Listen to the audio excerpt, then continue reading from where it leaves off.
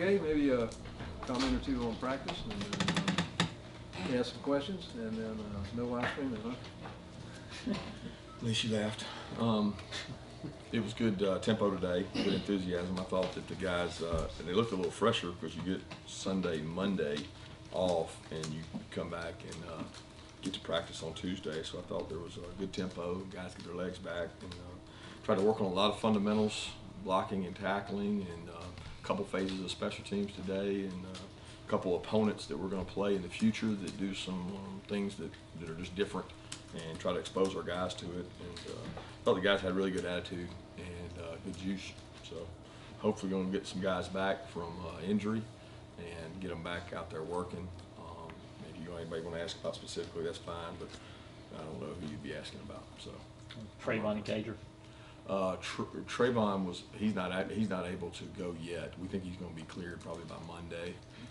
He's out there running around, exercising, doing things. He's just not able to go in contact. But Cager still be week to week. He's not practicing right now, but he's out there at practice. He's conditioning and running. He's just not practicing.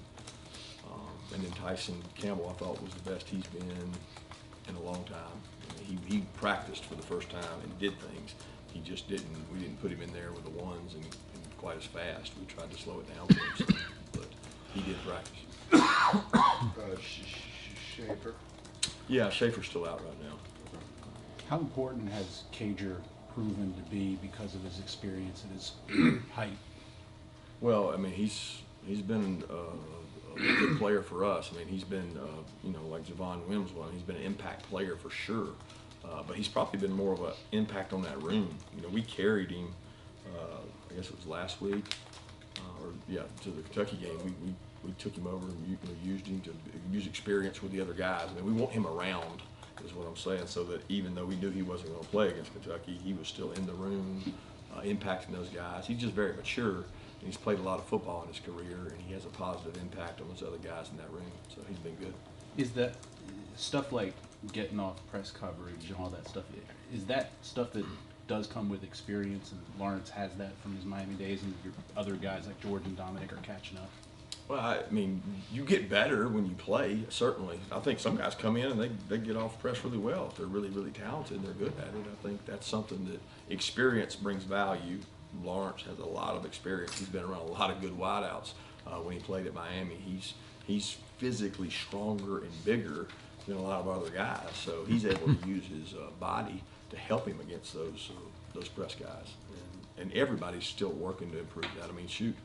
We're working at defensive back to try to press better so that we can compete and do a better job defensively. So, I mean, everybody's trying to get better at it. Cager is a great example of how to do that because he's done it for a long time. What would you say the odds of Tyson Campbell being able to get back are, and if he is, would he be able to get in and play at a high-level SEC level right away? I don't think there's any way I can answer that. I mean, I haven't watched today's practice. Put the odds on it, there's no way. I mean, I ask every day the medical staff when he's going to be back, just like you guys do. And I was very encouraged today, and it was coming, the time off has helped, but his repetitions helped. So he got back out there. He's very mentally, he's into the practice. He always has a sheet of paper. He's always watching the script, but there's nothing like the speed of the game, and that's important. So, I mean, he'll have to be going 100% by next week to be able to play, and today's Tuesday. This has always traditionally been one of your bye weeks coming up before the Florida game. I guess just no more. Is that a good time for you? You like having that before such a big contest?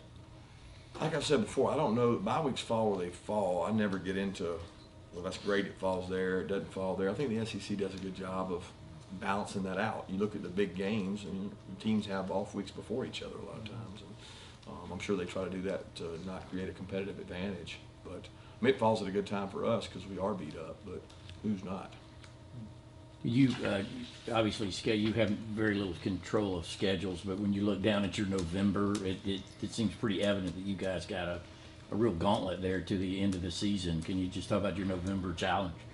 Yeah, there's a lot of good teams on that schedule. I think everybody in the SEC's got basically the same schedule other than their crossovers. So we embrace that. We've known that for a long time. It's like all off season we've worked to be a 3-part season. There's part 1, part 2 in the middle, and then part 3 was going to be the meat and potatoes. So we've done that, and we're building up this week to work on it and trying to look at a lot of different opponent tape to figure out what other people are doing to us and what other people are doing defensively and offensively to get better. There was a couple reports out that they're close to finalizing an extension on Jacksonville. Greg McGarity says there are ongoing discussions. Are you in any part of these discussions, or have you said your piece and done with that now? All I can say is there's ongoing discussions. I'm be dead honest with you. I am focused on our team, making sure our team is trying to improve and get better in every facet of it. And that's my single-minded focus. It's not single-minded focus on Florida. It's not single-minded focus on Jacksonville. It's single-minded focus on us. And we're all trying to go to the doctor right now. It seems like you guys had success running to the outside, especially in the second half against Kentucky. Like, what does that say about the blocking abilities of your tight ends and receivers and how far they've come maybe since the start of the season? Well, they block well on the inside runs too. I mean, those guys have to block every assignment. So when we opened the game with an outside zone play that was successful, but I think you'd be misspoken if I think sometimes the outside world thinks what an outside run is and what an outside run actually is two different things. So obviously, if a play works, then we're going to try to repeat that play. I mean, that would be not very smart to not repeat that play. But we also have certain things we have to do to keep play action involved, to keep balance in our offense. So the outside zone the other night was most effective later in the game. You have to ask yourself, was the outside zone most effective later in the game because you chopped wood early in the game? And you're always trying to keep the defense off balance. We ran some swipe plays, some perimeter plays, and some work, some don't. And sometimes they don't work because people don't block right. Sometimes they don't work because the defense is in there, and we're trying to run the plays that work. I was talking to Andrew after the game, and he was talking about how when you guys started to have that success outside, it was almost like Kentucky's defensive linemen stopped anchoring at the point of attack so much. As from a defensive perspective, how much does it loosen you up when teams are kind of gashing you outside the tackles and out on the perimeter? Well, I'll be honest with you, it loosens you up when you have to go against our offensive line repeatedly for 4 quarters. I mean, it just honestly, it just wears you down. There were a lot of plays that were called in the 3rd and 4th quarter that were successful. I mean, there were some good inside zone plays that were called. There was more movement in general. But I've said it here for 4 years, you don't walk in the SEC and just move people early in the game.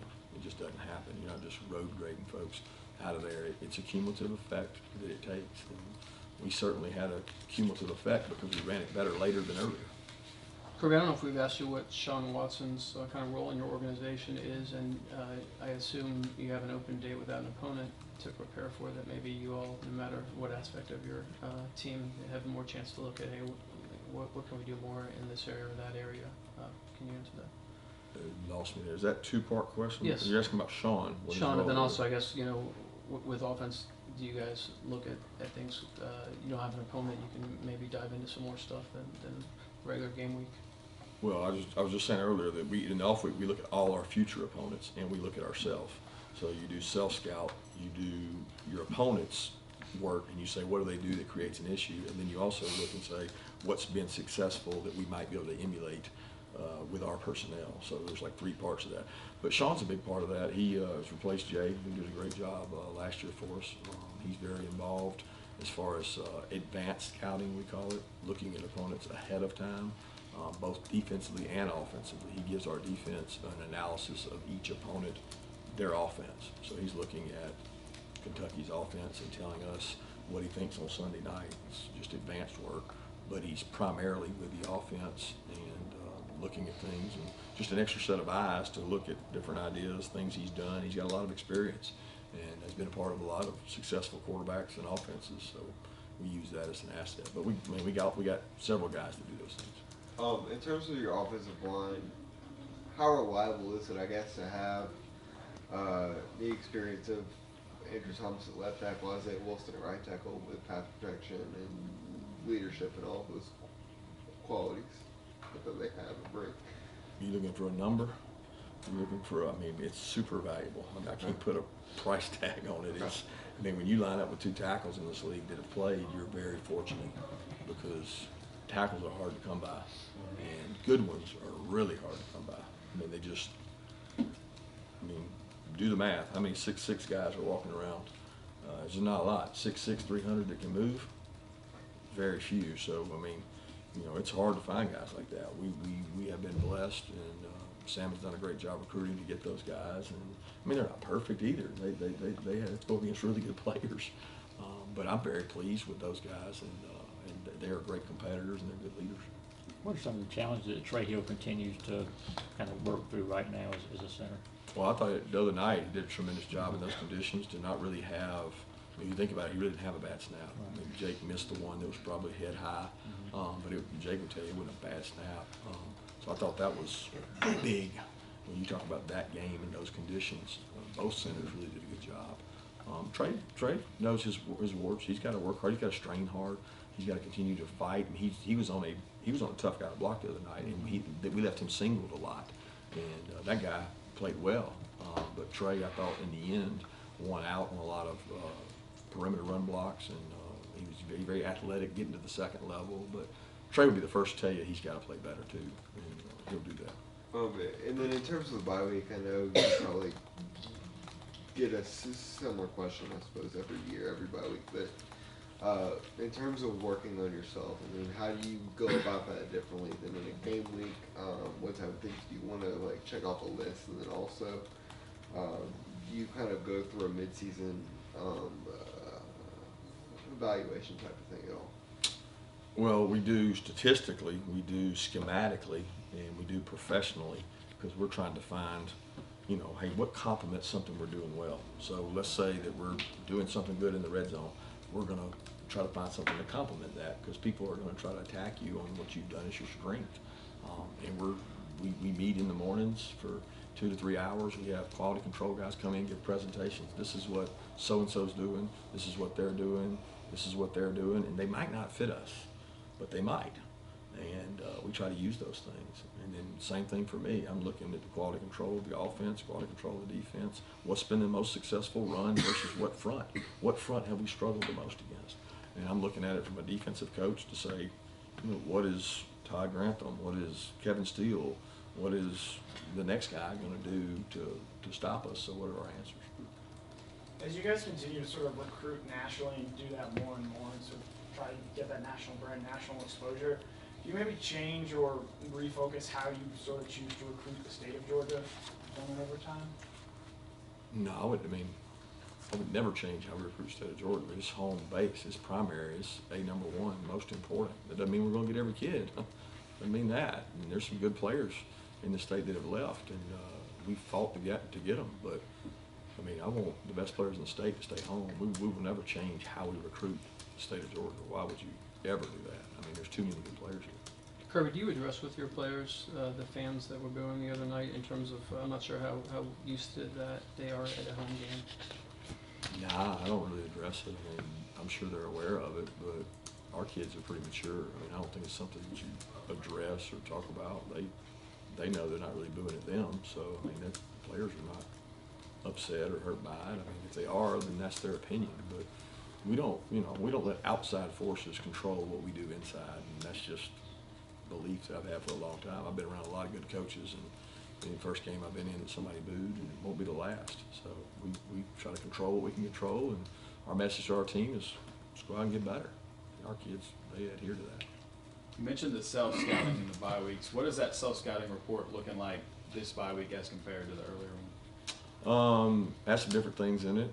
One, you get weather conditions involved in that, where like certain numbers, run pops up way higher because we had a game where we ran the ball a lot more, and they also ran it more on us when it comes to Kentucky. So those numbers sometimes get skewed. You look at formation tendencies, you look at different things that can complement what you're doing. So how's it looking? We have run efficiency stats that we look at, and you can look at NCAA.com and get those same stats. But we're looking at it more in detail of what specific front it was versus. Nobody else looks at that. They just look at, well, did he have a successful play? Did he get 10 yards? Did he not get 10 yards? You know, that's not what we're looking at. We're looking to see what was the reason why it worked or it didn't work. Coach, going in a different direction, you have the guys suit up, I guess, for the dog walk and all that. And, you know, why do you do that? And do you see that they enjoy, you know, trying to outdo each other when they dress up, you know, in certain?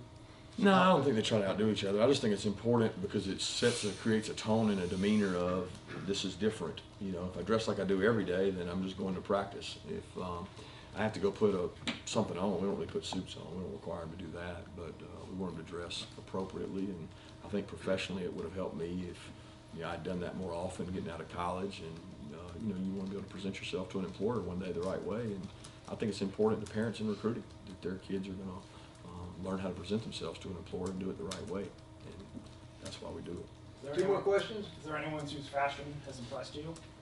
I'll be honest with you, I really don't. I try not to pay attention to it. I know they got some mean shoe game. They all love the shoe game because they don't want to wear dress shoes. They want to wear comfortable shoes. So Swift and Mark Webb, the Philly guys, always have some loud shoes. Your defense is put up some pretty impressive numbers to this point. Are they playing as well as it looks like? And you've had some no. So that's what I was going to ask you. Yeah, what's your it's not close. Extremely sloppy in the last game, and it's sad because you guys control the noise. But when you watch that tape, there's a lot more concern. Tackling, gap fits. If you went to a coach and said, "Watch this game," they would come in and say, "That is atrocious. Tackling, fits, eye discipline, leverage, blockers," but walking around, whistling by the graveyard that everything's fine and we're just okay and we got good defensive numbers, and that's not the case when you watch the true integrity of it.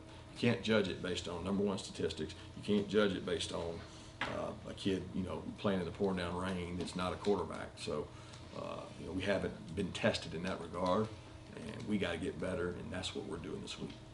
Thank you.